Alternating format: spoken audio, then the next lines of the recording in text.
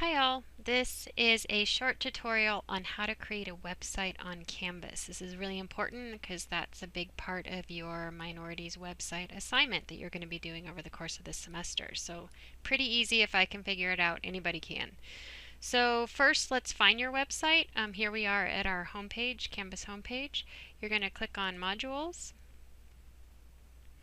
And this very first module has all important course information, and if you go right to the bottom you'll see a couple of links here, minorities website information.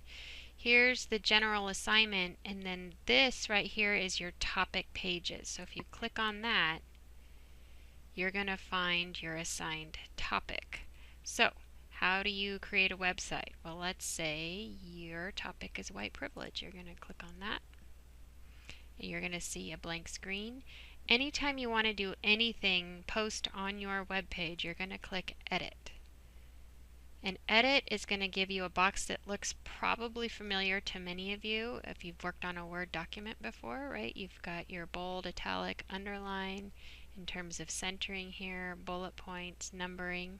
These, so that's pretty standard stuff. These links here on the bottom are more about if you want to do a table, if you want to include a media clip, if you want to include a website link, if you want to embed an image, right? These I don't tend to use all that much. I don't think you're going to need a lot of math equations. This is kind of a handy link. If you click on this, if you want to post something from YouTube, one of our streaming services in the library, Films on Demand, right? So that's kind of a useful little thing there. Of course, this is font size. Paragraphs, a number of times it's going to ask you to include headers, so this is how you find headers right here. And then this is the most important button. Anytime you do anything here, you're going to click the Save button. If you don't, it won't save things for you. So yeah, that's pretty much it.